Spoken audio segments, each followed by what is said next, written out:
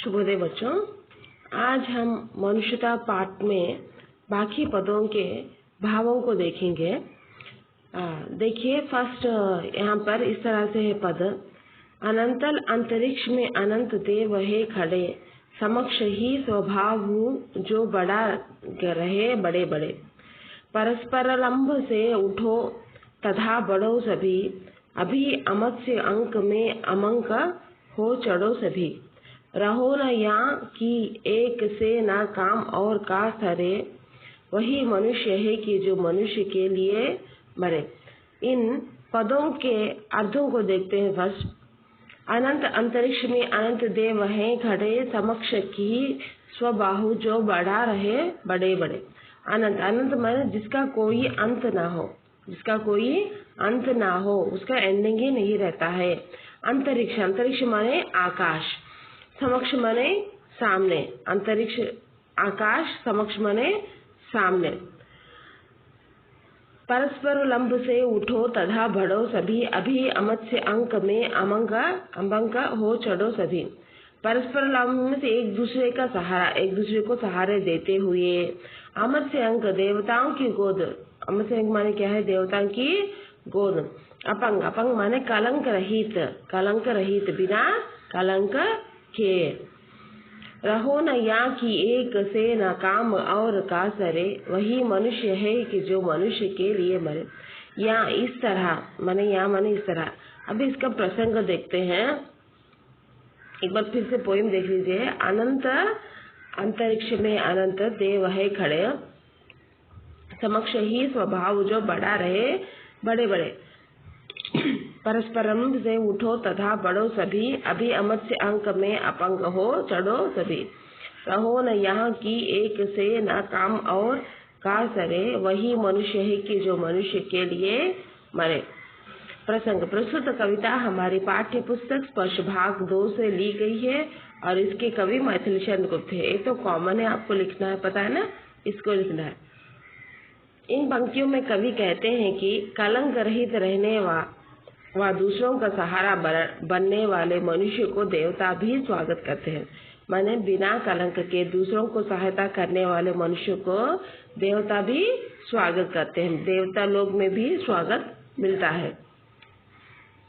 वाक्य देखिए, कवि कहते हैं कि उस कभी न समाप्त होने वाले आकाश में असंख्य देवत खड़े हुए।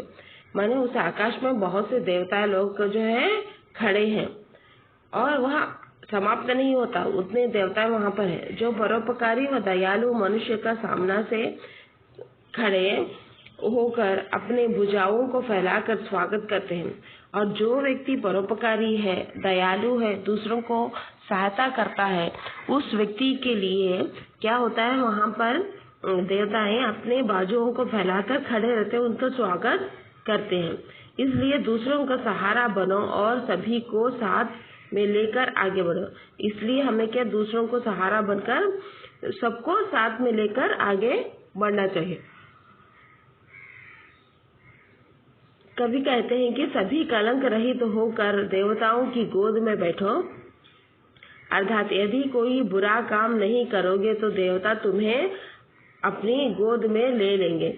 अपने मतलब के लिए नहीं जीना चाहिए, अपने और दूसरों का कल्याण व उद्धार करना चाहिए, क्योंकि इस मरणशील संसार में मनुष्य वही है जो मनुष्यों का कल्याण करे व परोपकार करे।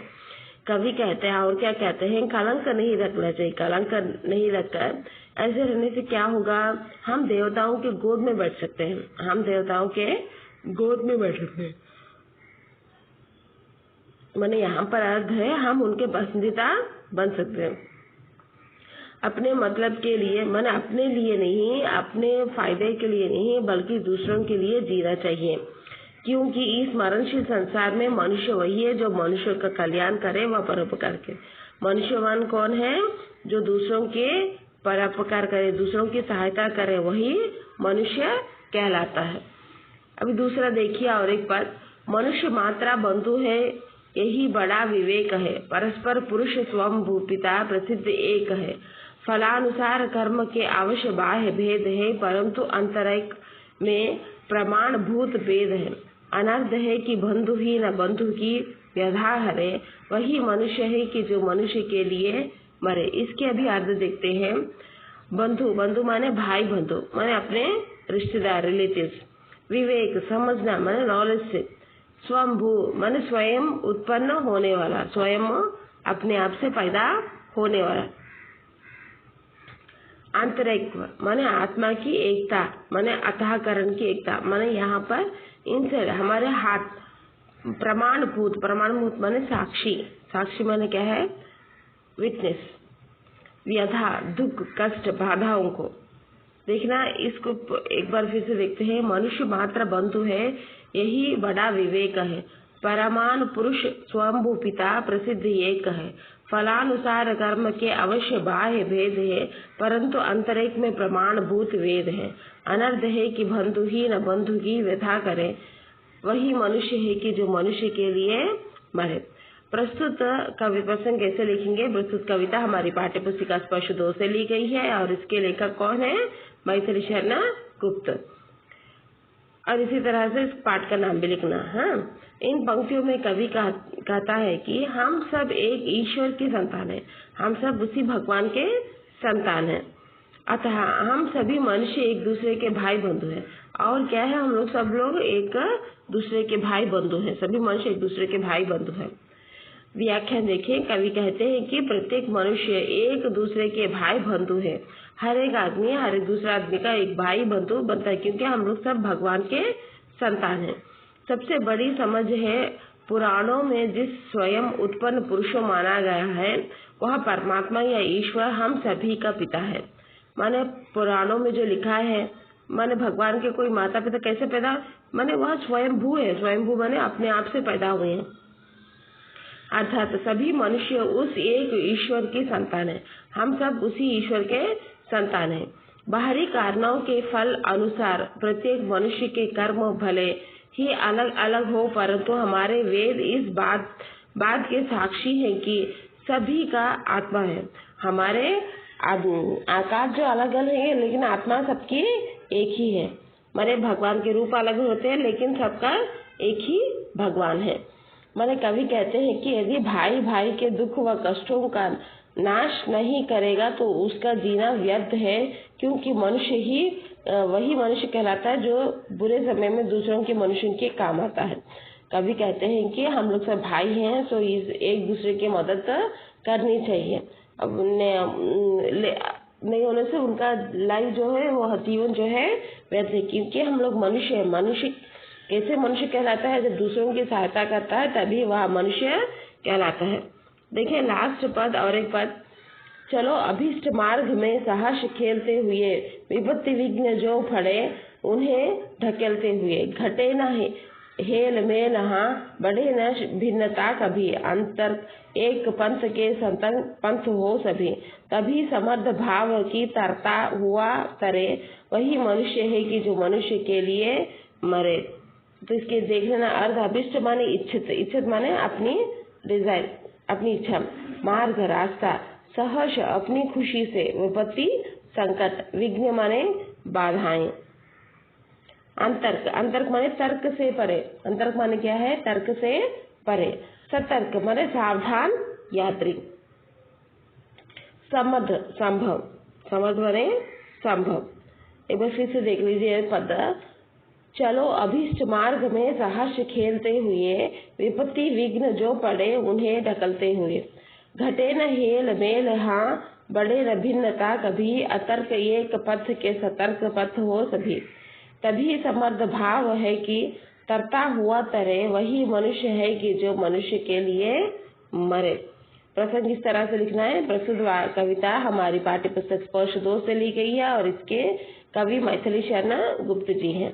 इन पंक्तियों में कवि कहते हैं कि यदि हम खुशी से सारे कष्टों को झेलते हुए भेदभाव रहित रहेंगे तो संभव है कि समाज की उन्नति होगी।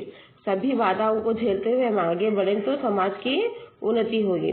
व्याख्या। कवि कहते हैं कि मनुष्य को अपनी इच्छा से चुने हुए मार्ग में खुशी खुशी चलना चाहिए। जो मार्ग हम लोग चुने हैं उसी मार्ग में खुशी खुशी चलना चाहिए। रास्ते में कोई भी संकट या बाधाएं आए उन्हें हटते चले जाना चाहिए, मतलब उन्हें हटाते हुए हमें आगे चले जाना चाहिए। मनुष्य को यही ध्यान रखना चाहिए कि आपसी समझ ना बिगड़े और भेदभाव ना बढ़े। माने अपने एक दूसरे के ऊपर जो प्रेम भाव है वो कम नहीं होना चाहिए, विश्वास कम नहीं होना चाहिए और आगे बढ़ना चाहिए। बिना किसी तर्क वितर्क के सभी को एक साथ लेकर आगे बढ़ना चाहिए। कुछ बिना सोचे ही सभी लोग को, क्योंकि सब लोग हमारे भाई बंधु हैं, सबको साथ लेकर हमें आगे बढ़ना चाहिए। संभव हो कि मनुष्य दूसरों की उन्नति और कल्याण के साथ अपनी समृद्धि भी कायम करे, क्योंकि मनुष्य वही कहलाता है जो अपने से पहले दूसरों के कष्टों की चिंता करता है। मनुष्य माने कौन है? अपने से पहले, माने उसकी फिक्र करने से पहले दूसरों के लिए जो फिक्र करता है, दूसरों के कष्टों को, बाधाओं को जो समझता है, वही असली मनुष्य है। ये था मनुष्यता कविता आपकी। ओके, इससे आपका पाठ कंप्लीट हो गया बच्चों। तो ये जो बाकी 3 हैं इनके भी आप है ना दोहे, भाव, उसी तरह से प्रसंग और व्याख्या अपनी पुस्तक में लिख देना। इसी के ऊपर आपको क्वेश्चन